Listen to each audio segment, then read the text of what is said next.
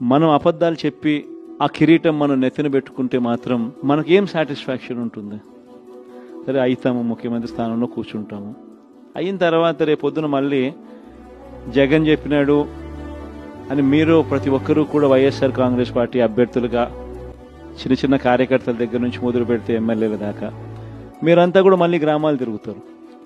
తిరిగినప్పుడు మీ పార్టీ చెప్పింది, మీ జగన్ చెప్పినాడు ఇవన్నీ చేయాలి, ఇవన్నీ చేస్తాను అని చెప్పి, మరి అవన్నీ చేశాడా? అబద్ధాలు చెప్పి మోసం చేశాడు కదా అని చెప్పే మాట మీలో ఏ ఒక్కరూ అనిపించుకోకూడదు అని కాలర్ ఎగిరేసి మా పార్టీలో ఉన్న ఏ కార్యకర్త అయినా కూడా, మా పార్టీలో ఉన్న ఏ నాయకుడైనా కూడా ఒక మాట చెప్తే ఆ మాట మీద నిలబడతాం అన్న నమ్మకం, భరోసానే వైఎస్ఆర్ కాంగ్రెస్ పార్టీ అని చెప్పి కాలర్ ఎగిరేసి చెప్పుకునే పరిస్థితి ప్రతి గ్రామంలో ప్రతి కార్యకర్తకు ఉండాలి.